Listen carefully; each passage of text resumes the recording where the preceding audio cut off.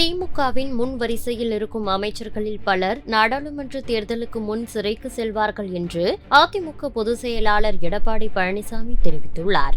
கிருஷ்ணகிரியில் பேசிய எடப்பாடி பழனிசாமி, உப்பை தின்றவர்கள் தண்ணீர் குடித்தே ஆக்க வேண்டும் என குறிப்பிட்டார். அவருடைய திமுக அமைச்சரவை இடம்பெற்றிருக்கின்ற நிதியமைச்சராக இருந்தார் திரு பல்வேல் தியாகராஜன் அவர்கள் ஒரு ஆடியோவில் ஒரு கருத்தை தெரிவித்தார். எல்லாத்துக்குமே வந்திருக்கு நினைக்கிறேன், எல்லாமே செல்போன் வச்சிருக்கிறோம்ல.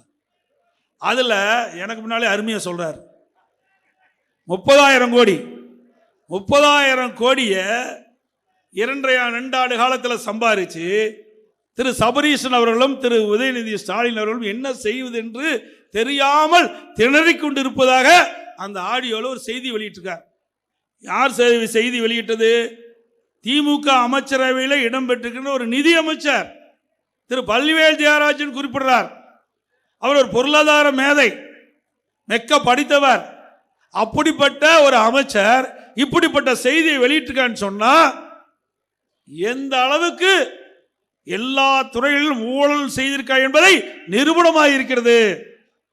ஆகவேதான் இன்றைக்கு எல்லா நீதிமன்றங்களிலுமே, பெரும்பாலான நீதிமன்றத்தில் திமுக முன்னாள் அமைச்சர்கள் மீது போடப்பட்ட வழக்குகளை மீண்டும் தூசி தட்டி எடுத்து விசாரித்துக் கொண்டிருக்கின்றார்கள்.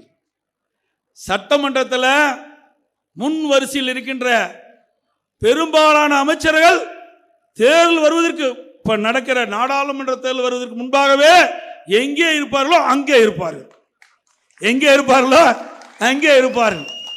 பல அமைச்சருக்கு தூக்கமே இல்லை, தூக்கமே போச்சு. என்னென்னமோ செஞ்சு பார்த்தாங்க, உச்ச நீதிமன்றம் வரைக்கும் போய் பார்த்தாங்க, ஒன்றும் முடியல. உப்ப தின்னவே தண்ணி குடிச்சே ஆக வேண்டும். நம்மை பற்றி விமர்சனம் செய்து கொண்டிருக்கின்றார்கள், அண்ணா திமுகவை பற்றி விமர்சனம் செய்து கொண்டிருக்கின்றார்கள். இன்றைய தினம் திமுகவுடைய நிலை என்ன? எத்தனை பேர் தப்புவாள் என்று எண்ணிக்கொண்டிருக்கின்றார்கள். அண்ணா திமுகவிலிருந்து வெளியேறிய ஒருவர் திமுகவில் ஐக்கியமாகி அமைச்சரானார். இப்பொழுது எங்கே இருக்கிறார்? எங்க இருக்கிறாங்க? அங்க இருக்கிறார். இந்த கட்சிக்கு யார் துரோகம் செஞ்சாலும் எங்கே இருக்க வேண்டும்? சிறையிலே இருக்க வேண்டும். இந்த கட்சியிலே அடையாளம் காட்டப்பட்டு அவளுக்கு பதவி அதிகாரத்தை கொடுத்த இந்த கட்சிக்கு துரோகம் செய்தவர் ஆண்டவனால் இன்று தண்டிக்கப்பட்டிருக்கின்றார். செய்திகளை உள்ளது உள்ளபடி தெரிந்து கொள்ள ரெஃப்ளெக்ட் நியூஸை சப்ஸ்கிரைப் பண்ணுங்க.